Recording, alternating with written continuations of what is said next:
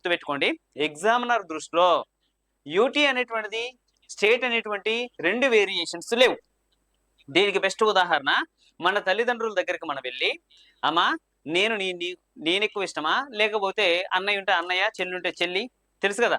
అట్లా ఎవరైనా సరే వాళ్ళకి సంబంధించి ఆడ మగ ఇద్దరు పిల్లలుగా ఉంటే మీకు ఆడపిల్ల ఇష్టమా మగపిల్ల ఇష్టమా అనేటువంటి క్వశ్చన్ కనుక అడిగితే ఏ తల్లిదండ్రులైనా ఒకటే విషయం చెప్తారు, మాకు ఇద్దరు సమానమే.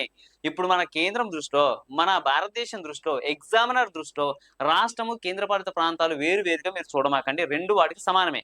Concept important. ఇక్కడ కాన్సెప్ట్ ఏమంటున్నాడు ఇక్కడ అనేసి అంటే ఉత్తర జోన్, ఓన్లీ వాడి కాన్సెప్ట్ లో ఉత్తర జోన్. అందుకే మీకు ఇందాక జోన్ కు సంబంధించి ఇచ్చినప్పుడు నేను ఏం చేసిన, ఆ జోన్ లో ఎడు చూసుకోండి, ఈ జోన్ లో 4 రాష్ట్రాలు ఉన్నాయి, 4 కేంద్ర పాలిత ప్రాంతాలను ఇచ్చేసి ఎమ్మటే సేమ్ టు సేమ్ అదే జోన్ సమాంతరంగా ఇచ్చేసినాం. ఎక్కడ మనం కూడా పక్షపాతం చూపెట్టమా, చూపెట్టలే. వాడి కాన్సెప్ట్ ఏంటి, నార్త్ ఇండియన్ జోన్ ఏదైతే ఉందో ఆ జోనే కావాలి, అంతే తప్ప అది రాష్ట్రం అయితే రాష్ట్రం అనేసి